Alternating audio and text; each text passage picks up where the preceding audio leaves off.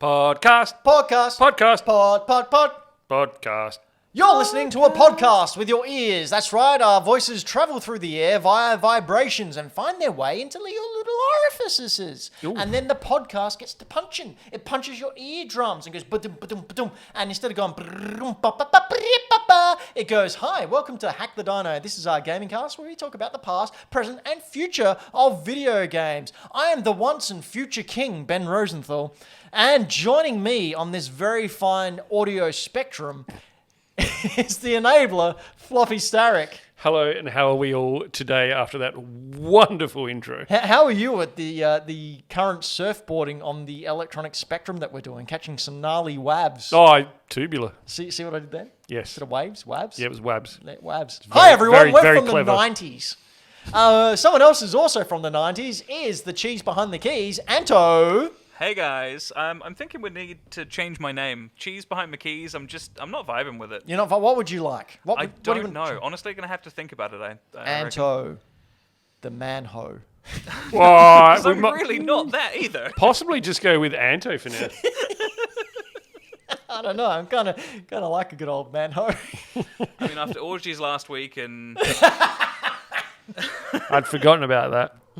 Anyway, we're talking about a whole heap of stuff on this episode of the podcast. More specifically, video game preservation. More specifically, video game preservation of 3DS and DS. And why are we doing that? Because that store is getting shut That's down. right. The eShop is set to close on March 23rd, 2023. But before that, in August, you will no longer be able to add credit to your eShop account, which means you can't buy games. And a lot of 3DS games and a lot of DS games that are on the eShop had digital-only releases. There was no physical copy. So as soon as that shop closes, and Nintendo being Nintendo, means those games go bye-bye forever. So we're going to give you a list of the 10 games you should really go and buy a card with the money logo on it and put that on your DS by forcing it through the screen and buying things. That's how it works. Or pirating them illegally. Yeah, do that. But first, I'm going to go to hackthedino.com and I'm going to listen to some podcasts by pressing the podcast button, and I'm going to leave a 5-star review there. Always. Because that helps with the algorithm. And It even does. if I've done it before, I will just borrow someone else's phone and give them a 5-star review there.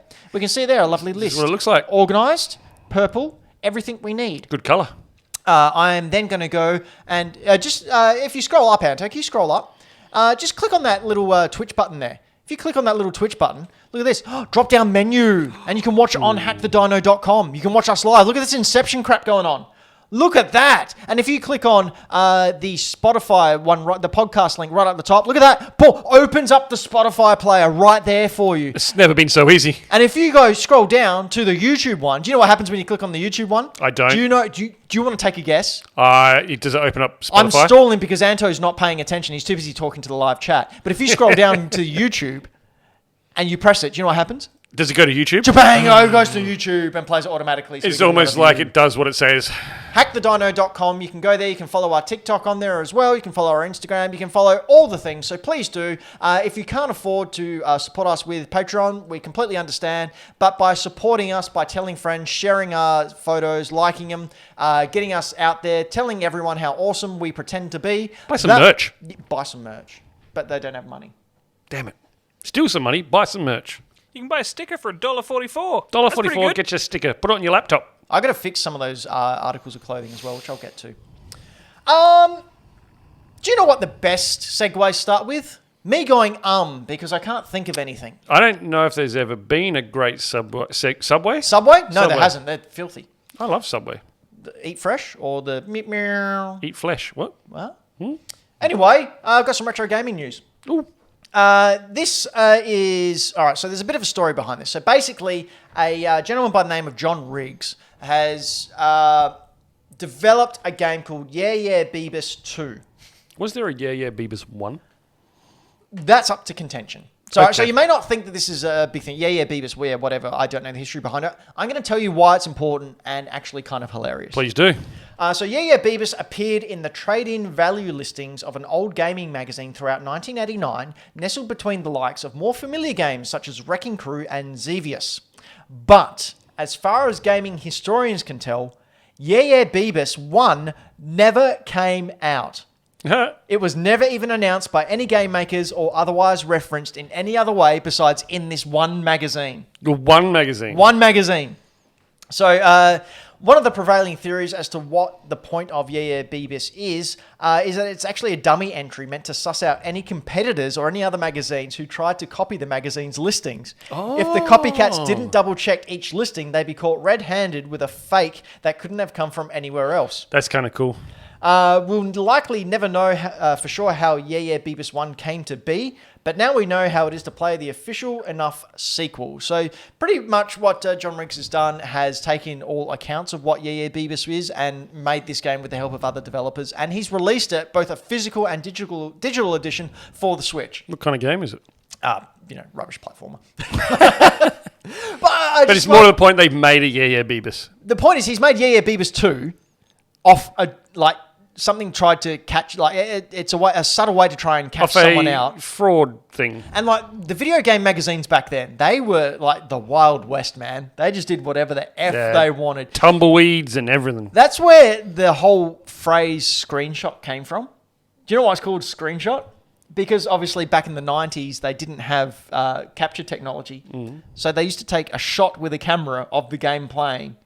And that was what a screenshot is. That's where the terminology came from. That's what it was in the magazine. In the magazine. Why do they look so shit? It was a screenshot. They have a Polaroid of someone playing Mario 3 in Japan. Oh. And that was sent over via mail, and they put it in their magazine proofs. Quality. You go back. So I collect old video game magazines. No. And especially NMS. What they used to do back then is they just make stuff up. Just make it up. No reference. We hear rumors that blah, blah, blah. Just you would find this stuff on Reddit boards today of people just making crap up. Street Fighter 89's coming out. No, it's not. Just ridiculous. Wild West, and it's so much fun to go back to. But it was these at a magazines. time, too, where information was a lot harder to come by because we didn't have the interwebs. Correct. So you would hang on everything. Yep. I remember reading magazines, and I would hang on every word that was out of there, like gospel. Speaking of the interwebs, have I ever told the story of the first time I ever went on the internet? I don't think I've told this story. No, we can't go that bad. We've already made it. So I can't remember how old I was, 14, 15, when the internet first came out. I was super excited. Yeah, I already been right. I was 16. Yeah, I was super excited to actually get on the internet for the first time. So a friend of mine and I went and booked in some time at the local library because that's the only place where you could actually go to the internet for the first time. I was really into comics back then. I still am now, but I was obsessively into comics back then. So we went there, sat down, oh man, what's the first thing we should look up on the internet? Let's look up X-Men. So I typed in on the library computer, X-Men.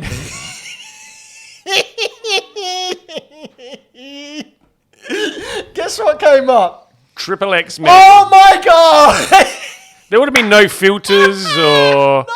There was It no was nothing. GeoCities of gay porn. It explains a lot, actually. And the panic I felt as like a 14-year-old kid sitting there with my friend. Didn't know what to do. Do you know what the first thing I did on the internet was? What was that? Nothing that bad. No, I had a mate whose dad had the internet at home, which was unheard of. Wow. He was 16. Must have been rich. I think it was to do with work. He worked for DSTO, Defense Science and Technology. Oh, wow. Okay. So we would go over there and we You were... Aliens are real. Yeah. So we weren't actually supposed to be using it. So we would wrap a tea towel around the modem so that when he was asleep, he couldn't hear the ding, ding, ding, wow. And we got on the internet and we were like, same thing. What should we look up? The world is our oyster. Pickup lines. Oh, The worst pickup lines. and you use some of them to this day. Yes. Good person. Good person. Wait till you hear about my astronaut docking maneuver one. That's Your what? nothing. Nothing. Oh my god. Do you know what else will be nothing soon?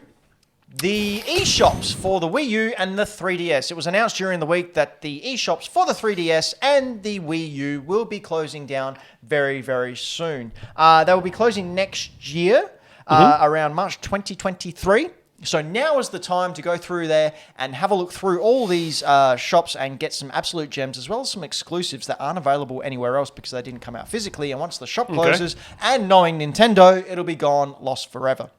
So you need to get them now. So I haven't done Wii U because I started, but it was going to get really, really long. So I'll come back to that another time. Okay. I have, however, done the 3DS because what I did during the week is go out and buy some cards, some $60 eShop cards, and start downloading stuff onto my 3DSs. How much have you downloaded? Dollar-wise? Sorry, what? Dollar-wise? Dollar-wise, I've probably in the last week I've spent close to $100 on downloading games. Do you know what the most expensive game you've downloaded is? Nothing over $15. So you've downloaded a fair bit. I've downloaded a lot. It's like I tried to go through and get all the original Game Boy games on there.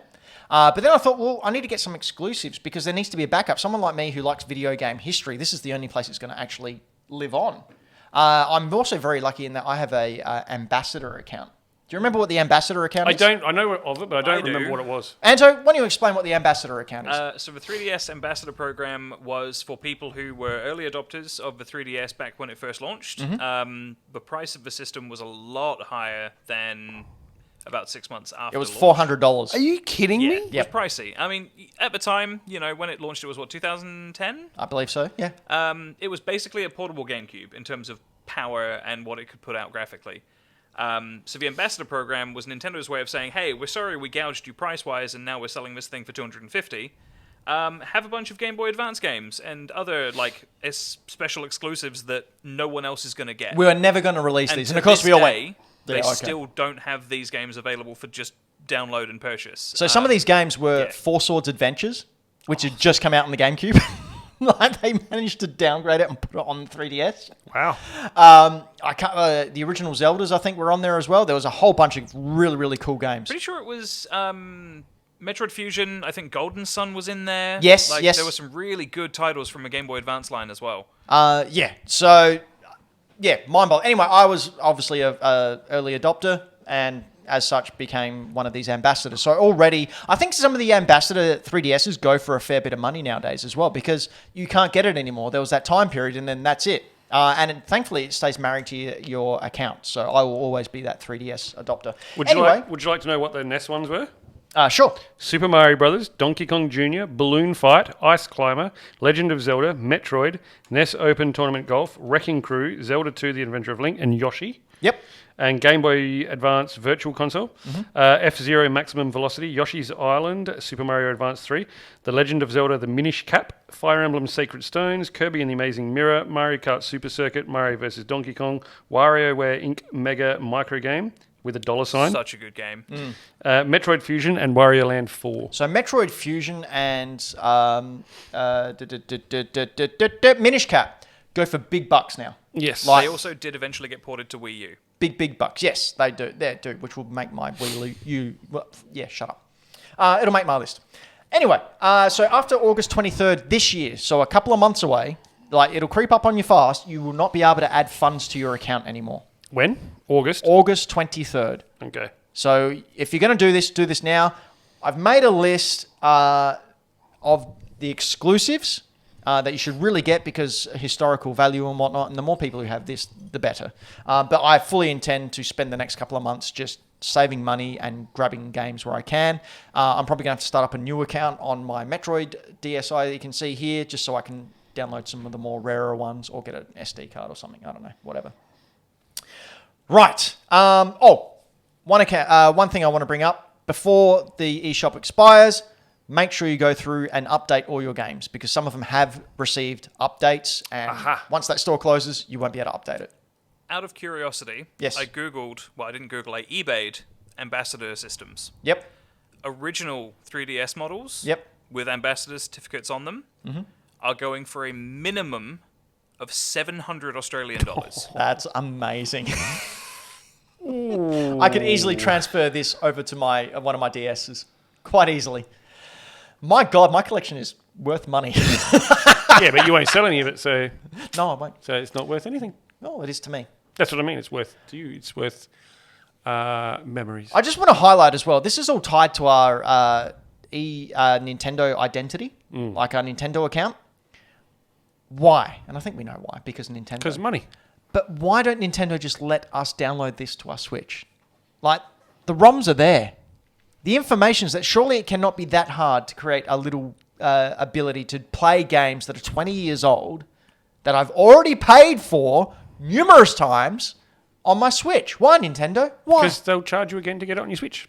But they don't even let me do it on the Switch. I can't play Game Boy games on my Switch. I can't play Game Boy Advance games on my Switch. Yeah, they'll bring them out as It's going to be a thing. Like, it'll be a sorry? thing. subscriptions will be the way forward. Like Nintendo Switch Online, if they can charge you monthly or yearly to have access to a restricted amount, that just makes more fiscal sense, I think. Absolutely it does. But It's stupid, yeah, anyway. but yeah. Oh, it's not stupid. It's smart.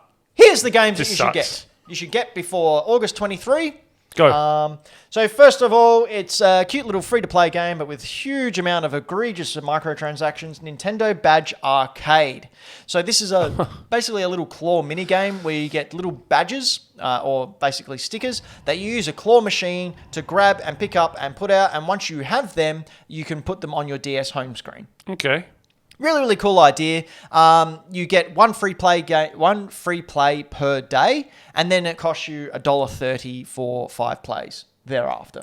Whoa. Yeah, it's pretty egregious. But there's some really, really cool badges in there. Like I was on there when I first booted it up and downloaded.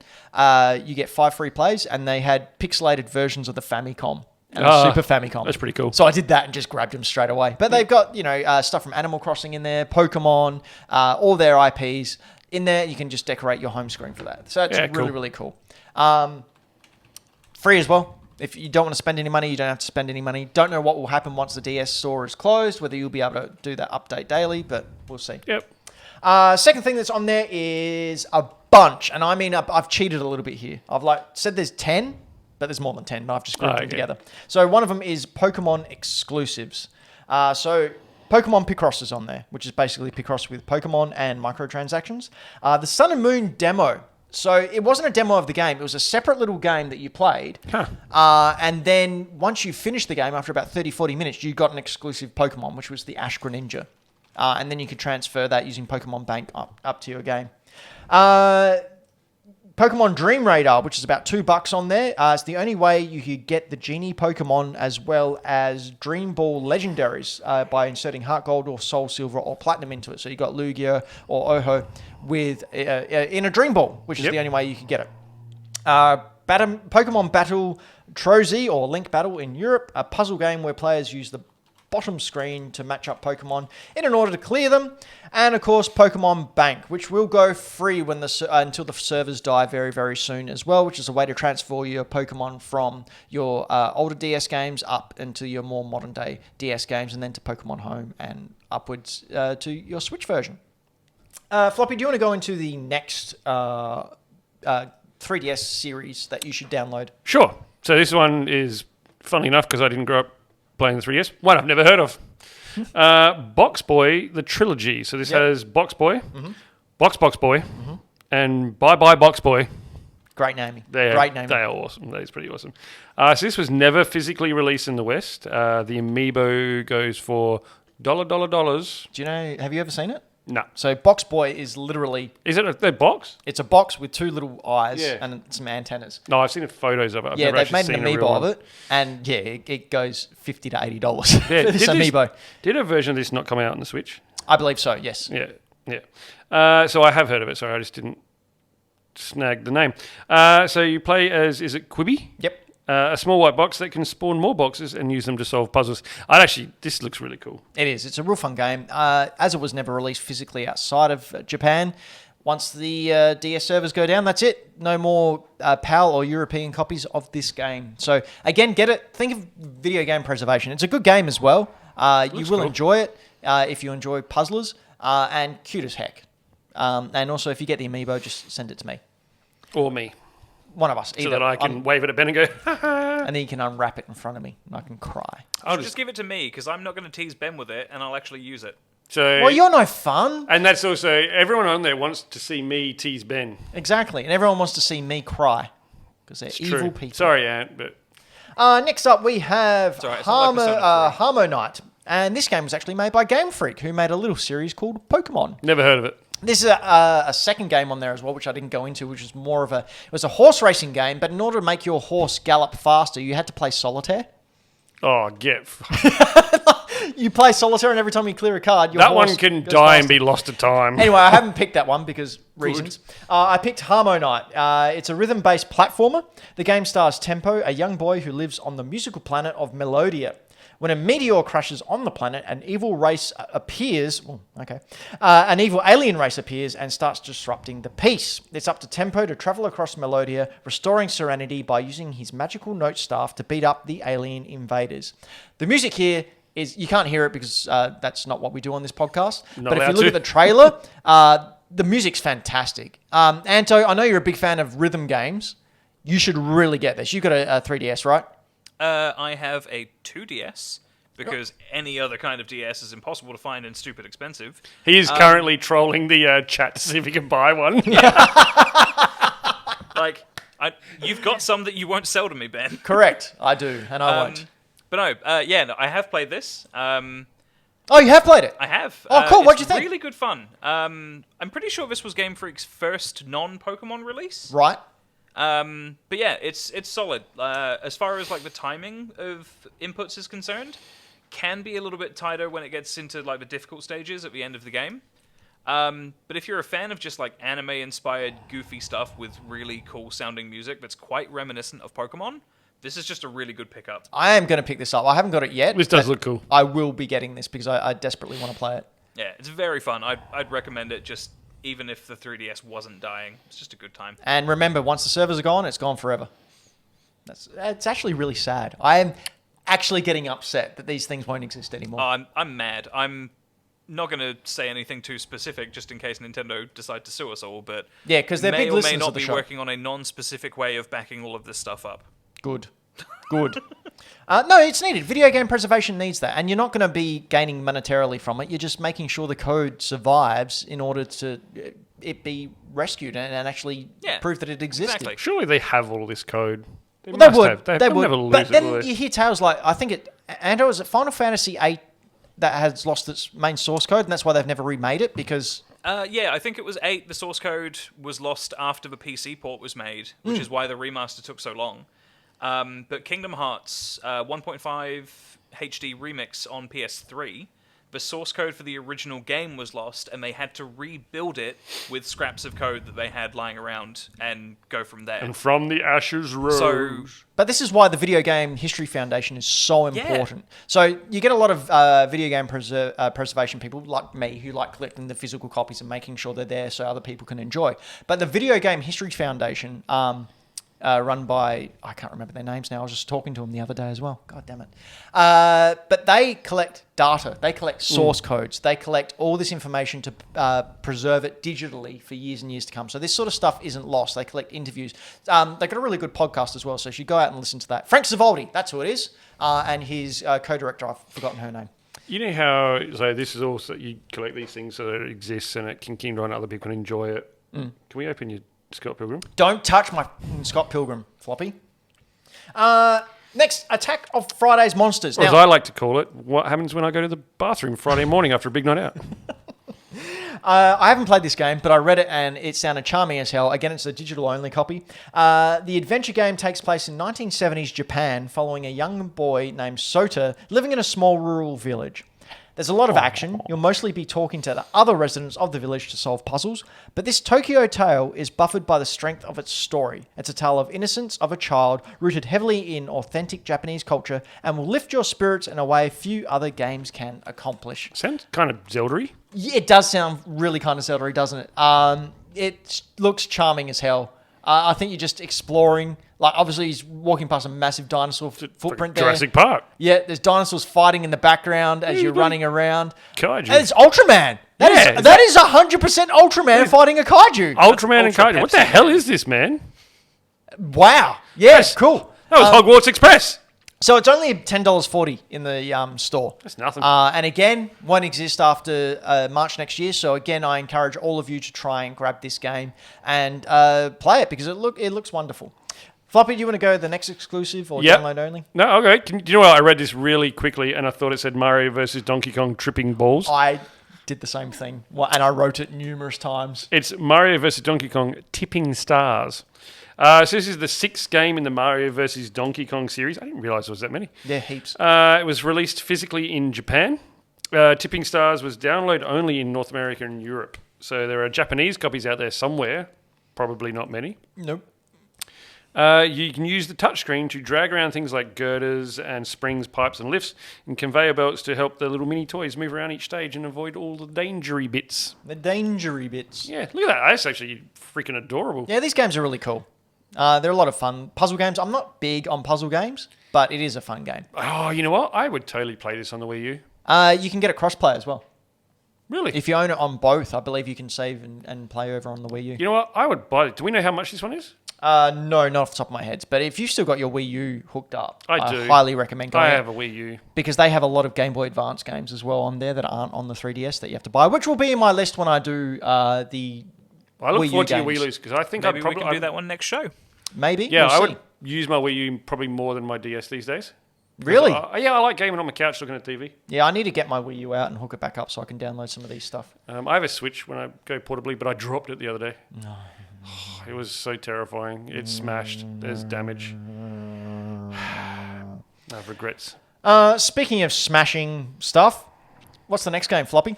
It is Dr. Mario Miracle Cure. And I say smashing stuff because Dr. Luigi's in it and it just makes me want to smash things. That's so racist. It's not racist. Luigi's just a useless waste of space. So you this one, you play classic style, Dr. Luigi style, or in Virus Buster mode. So this is just Dr. Mario, right, with a second player? Yeah, basically. Yeah, okay. Dr. Mario's great. I got a box Dr. Mario. You did. You got it for $20, which is a very good price. It is Dr. Mario online multiplayer. Yep, basically.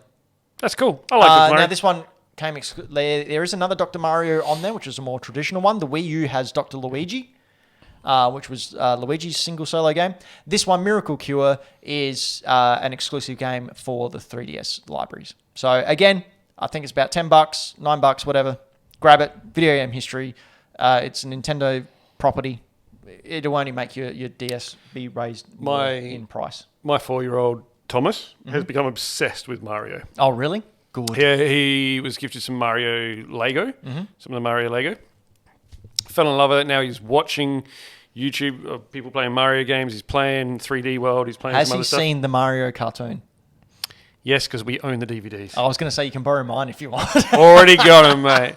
But he loves Luigi, and I'm really trying to encourage that because so many people give so much hate to Luigi. Do you know why? No, Because it stems from when the original Mario Brothers came out. Your younger siblings had to have Luigi. Okay. So the older siblings, like me, resented Luigi because it means someone else was playing the game when I wanted to play it, and I had to wait for them to stupid die. And then the younger siblings hated it because they were never good enough to be Mario. So Luigi just cops hate all the way around. And Yeah. it's deserved. You know because what? No, you look know at him. Look at him on the screen there. What is he doing? A, taller than Mario.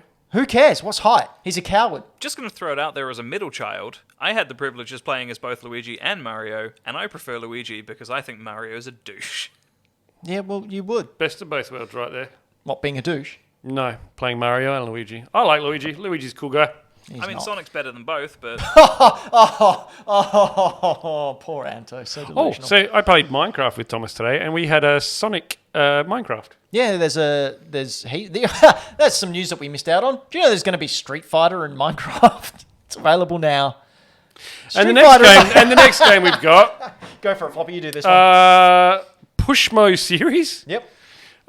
Pool Blocks in the EU, Crashmo Full Blocks, Pushmo. So it was called Pool Blocks in the EU, which is the PAL region. Yep, Crashmo. Crashmo in Japan and the US, or Full Blocks over here. Okay. Yep. Pushmo World or Pool Blocks World. Where was that? There was again, a lot of different names. Stretch So mode the and ones, Full Blocks. the ones in brackets are in the This EU. game had a lot of names. All something blocks. Push, pull, move. I'm going to call it move blocks. Squirt blocks. That too. This has players controlling Mallow or Malo? Mallow? Mallow. A Mallow. A plump little chap, as you can see there on the screen, who specialises in pulling and pushing giant blocks. Big old blocks. The Actually, biggest blocks you've ever seen. Actually, that looks really cool. It is. That looks really, really cool. The aim in each game is always the same, to push and pull blocks in different directions to create platforms, which he can then jump across to reach the intended target. And again, no physical release, so once the store goes, this goes as well. That actually looks cool. I like those little things. Yeah. That reminds me of like a Captain Toad sort of thing. Yep, and you can, of course, create your own levels as well to be able to push, pull, and aggregate. You know, I usually don't like creating stuff in games because I feel like that's cheating. Like, I don't like IKEA games, some assembly required. But that actually looked kind of cool. Yeah, and then QR codes in order to... Because QR codes, funny enough, they didn't know it at the time, were the way of the future. Yeah, everyone knows what a QR code is. Now we use them every time you go into a supermarket or a chemist or anywhere. So again, pick these games up. They're not very expensive. Nothing in the eShop, like these exclusive games to the eShop, are very expensive. Like the most you'll be paying is $15, $20 for these games, and that's the absolute maximum. Next, you will not be paying any money at all for, except for time.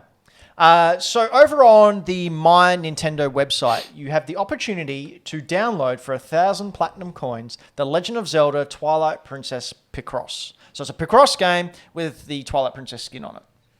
Now, when it closed down, you will no longer be able to get this. It costs 1,000 platinum coins, which you get gold coins through spending money. And they How many do you get per dollar?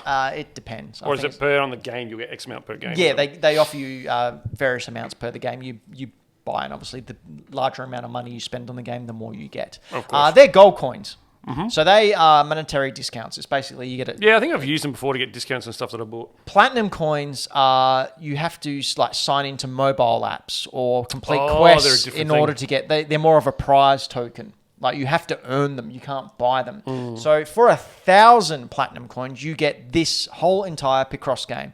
Now I've spoken about it previously on the show. I became obsessed with Picross a couple of months back. Like I'd never played them before. I bought the very first Picross game on the Game Boy because it was a launch title. It cost me a lot of money, but man, it's worth it because that thing is minty fresh.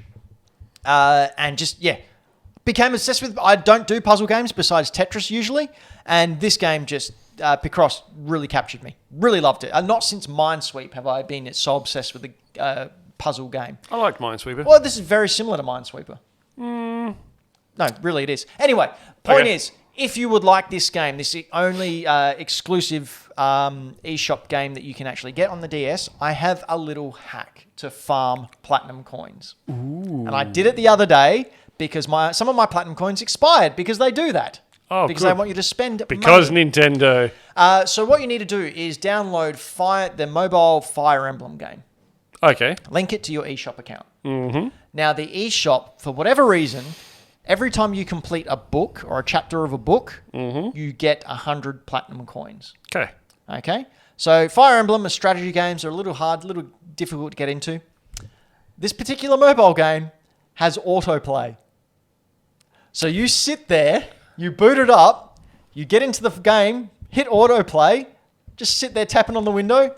It'll 9.5 times out of 10 win the battle for you. In fact, I don't think I've lost a battle yet.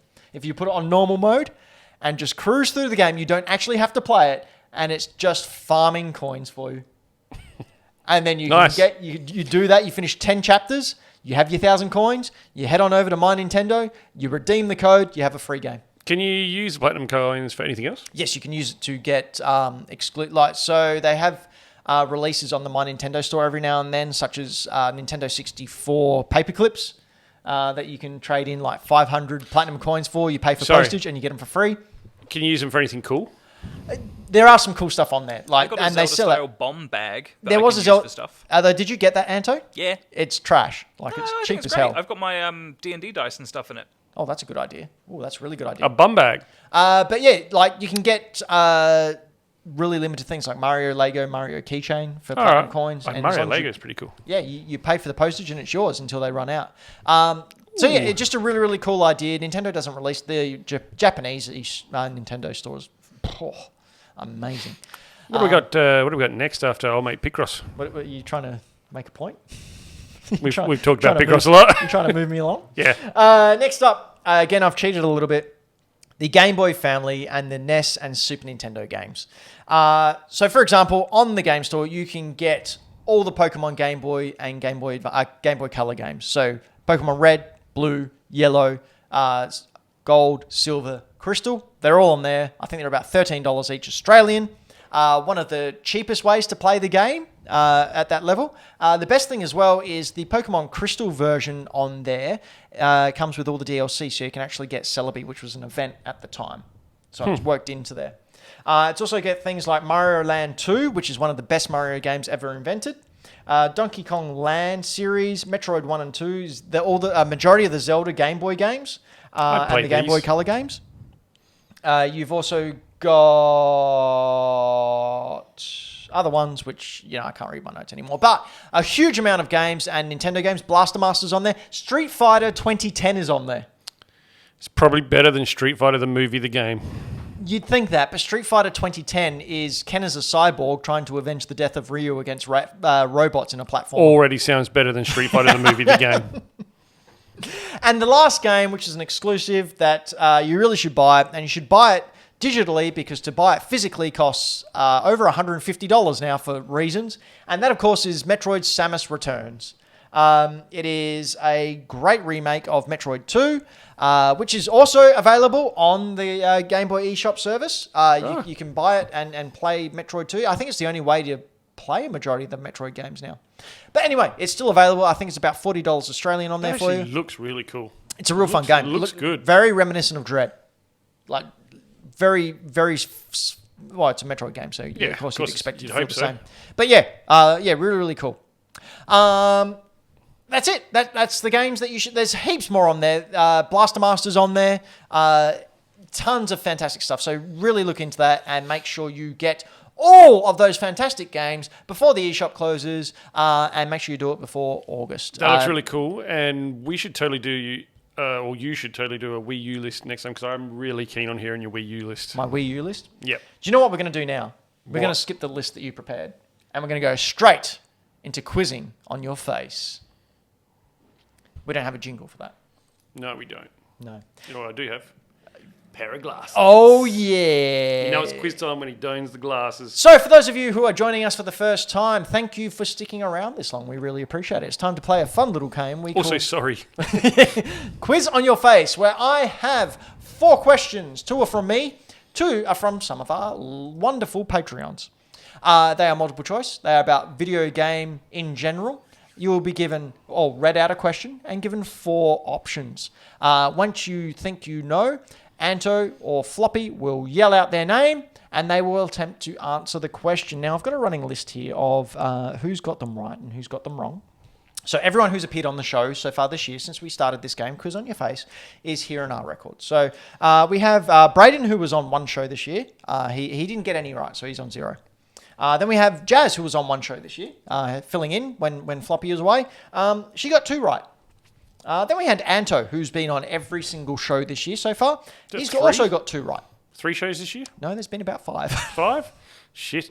And then we have Floppy, who's missed out on a show or 2. I was on holidays for 1. Blazing a trail at 5. Floppy, ladies and gentlemen, just kicking goals all around. What we learned from this is that Floppy doesn't hear music in video games. Mm-hmm. Sucked at Danvers as well. Yep. But has an amazing ability to remember useless shit. And one thing I specialise in is useless shit like this question. Which of the following was almost a rhythmic game? Oh, okay, this sounds very Anto. Was it A, Banjo-Kazooie, B, Batman Arkham Asylum, C, Final Fantasy VII, or D, Cyberpunk 2077? Floppy is Batman Arkham Asylum. Holy shit, how did you know that? We've talked about it on the show. We have? Yeah. I think Braden talked about it. I had no idea. And it was the weirdest fucking shit I've ever heard. I've never heard that about the Batman games. Actually, maybe that's not where I heard it. Maybe, so one of the podcasts I listened to, or one of the podcast channels I listened to, Kind of Funny Games, one of the guys on there did a complete history of all of the Batman Arkham games. Right. I reckon it was in that. It was in that. Isn't that the most insane thing you ever heard? It's the dumbest thing ever. Crazy. I was going to go with the obvious one and say Banjo-Kazooie, but... Yeah. More like Beat Man. So another one to Floppy. Floppy's on 6. I'm so sorry. I'm not sorry. No, don't be sorry. Like, at the end of the day, this just goes to show that I pay more attention to music than trivia. And I remember useless shit. And I'm bad at all of it, which is why I asked the questions. Okay, next question comes from Patreon supporter Dylan the Villain. Hey, at least I might have a chance with this one. Yeah, it's probably a Persona question. In Pac-Man, Oh, god damn it. what level will you encounter the kill screen? Level 256, level 306, level 356, or level 666? Anto. The number of the beast! Anto? Just hedging my bets based on programming logic, but pretty sure it's 256. That is the most boring answer I've It's ever correct though, It's isn't correct. it? 'Cause I was thinking something along those lines too, Yeah, like the like, 256 I'm pretty tied sure in. like numbers didn't go up past 256 because of the memory limitations. Correct, back and that's then. why you have kill screens in a lot of those old arcade games. Which, and for Well those done. of you who don't know, a kill screen is basically all the graphic. Like you run out of RAM, you run Yeah. out of memory, and the game just goes. It just shuts down. Yep, it's just glitchy and crappy everywhere. Do you know what happened at the end of Space Invaders? Uh, My uncle finished Space Invaders at my house. I oh, really? Saw You got it. to the kill screen? Well, this was a PC version. It wasn't arcade. It just started again. Oh, really? He was That's like No Man's Sky. livid. He was so enough. livid. He'd gotten so good at this stupid game. I mean, he got his money's worth though, right? Yeah, he didn't pay for it. It was on my dad's computer. Then yes. Okay, next question. Well done, Anto. Thank you. Well done, mate. Here we go. Assassin's Creed Oh, god damn it. Why is it all about games I don't play? was originally going to be a part of this series before Ubisoft cancelled it because it didn't focus on the male enough. Was it A, Prince of Persia, B, Far Cry, C, Watch Dogs, or D, Just Dance? Floppy. Floppy? Prince of Persia. It was Prince of Persia. You're So just quicker than me at originally, saying your own name. the princess in Prince of Persia was going to be the main protagonist. Yes. And she was going to go rescue the prince. But Ubisoft cancelled it because they're misogynistic assholes. Yes, yes. Well, was going to be my answer too, but yeah. well, you got to get in there quicker. You got to get in there quicker, Anto. Look, I'm going to change the rules. If you think you know it, you can yell out beforehand. Before I finish the question. Okay. Okay. Okay? If If you get it wrong, does the other person get to hear the rest of the question? Yes, Okay. And Yes. so you can get a almost bonus point. correct. Okay, here we go. Question number 4. This is from Patreon supporter Michael Towns, lovely Michael Towns at Game Boy Games. Go He always check him says out. hard ones. GameBoyGames.com. In the year 2011, convicted Australian serial killer Ivan Milat went on a 9-day hunger strike to protest being refused permission to have what video gaming system in his jail cell? What year was this? 2011. Okay. Was it A, the Nintendo GameCube, B, the Sony PlayStation, C, the Sega Saturn, or D, Leapster Leap Pad? Who I've knows? never heard of this guy. Oh, really? You've never heard of Ivan Don't Milat? look him up. He's Don't. a piece of work. And Yeah. probably don't watch Wolf Creek. Yep, based heavily off. I've seen Wolf Creek, but Oh. obviously my knowledge of Australian Serial culture and killers. trivia is going to be lacking. So the main character in Wolf Creek is based on Ivan Milat and a bit of someone else, I think. Right. Okay. Anto, Anto? I'm going to guess, just for the hell of it. What year was it? Did you say 2011. Sega Saturn or Sega CD? Sega Saturn. Saturn. Incorrect. Damn Can it. I? Floppy? Was it Leapfrog? No, I wasn't. Oh, okay. That was Anto. clearly a joke answer. I don't know, but yeah. It was PlayStation. It was You a wanted PlayStation? Did you say PlayStation 4? No, I said Sony PlayStation. I thought, Oh, we I got to thought you guess said until we got this PlayStation right. 4. I'm like, well, it's clearly not that one. I don't know. No, I'm not saying you said it. I'm saying I thought it. Yeah, okay. Yeah. Hang on a minute. How No. come Floppy's on 7 points for not getting an answer there? He didn't. I changed it as we went. He's got 2 right. He was on 5. Now he's on 7 because he got That 2 makes more right. sense. Yes. See? Counting. Maths. I'm not good at math. Leave me alone. 2 plus 2 is 4 minus 3 is 1. Quick maths. Well, we've been Hack the Dino, and this is our gaming cast where we talk about the past, present, and future of video games. But that isn't all we do. Floppy, Yes. what else do you do? No, not a hell of a lot. No? No, but one of the things I do is I occasionally, when I remember and find time and amongst my busy life, I throw things up on Instagram at Floppy Plays Games. You can see, lately it's been pickups, not so much things I've been playing. Oh, I bet. I had quite a few pickups over sort of the Christmas period. Yeah, because we had that kind gentleman who was selling his entire collection, of which we all benefited from. Yes, we did. So it's not what you know, it's who you know. I picked up a PSP Go in the box, which is working. I'm looking forward to having some fun with that. You going to jailbreak it? Of course I am. Excellent. Because the PSP store's shut. Yep. And it's a digital console. Correct. What the hell else am I going to do with it? I picked up some cool GameCube games. ZooCube, what a minty fresh game, that one. But also, another PSP. So I had quite the PSP finds, my Simpsons PSP game, some PS1 games, and some 360 and other stuff. So yeah, I've picked up some really cool stuff lately. Really happy. And I'm not going to be playing any of it because I've got Horizon Forbidden West. Yay! Anto! Yeah, it's a podcast, buddy. You got to talk. Yep. What? Yeah, you got to use that old word hole. Where else can we find you, Anto? You can find me at this place. Hang on. Again, it's a podcast, buddy. You got to... You got to say words. Yeah, I know. I'm struggling because I'm tired. Leave me alone. He does work ridiculous You can hours. find me over on Instagram at yoitsanto. I do basically what Floppy does. I occasionally remember that I buy things, and also post stuff about anti-NFTs and crypto because I think it's all BS that's going to kill the planet. Absolutely it is. It's 100% the world's biggest scam. Look at that minty fresh copy of Final Fantasy VII. How many of those have you got now? I have 2 Black Label releases. This one is the nicer looking of them. Nice. I've also got the Platinum release, which is Coda's copy, but we've merged our collections together. Hang on. There I go.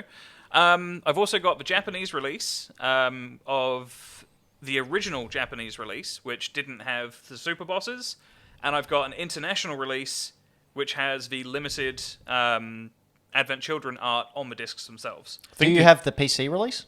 Yes. The big box? At home, somewhere in a big box. Yep. King Kaiju had one. So I think I have... Hang on. 6 physical copies. And I also own it digitally on PSP, PS3, you have a physical PS4, copy? Switch. Yeah, I just like Final Fantasy VII. Do you have a physical copy, Ben? Of what? Final Fantasy VII. No, I only like good games. I feel like... I feel like knowing what this is worth to the video game industry, you could possibly swap a double of your Final Fantasy VII for, I don't know, maybe a DS. No, he couldn't.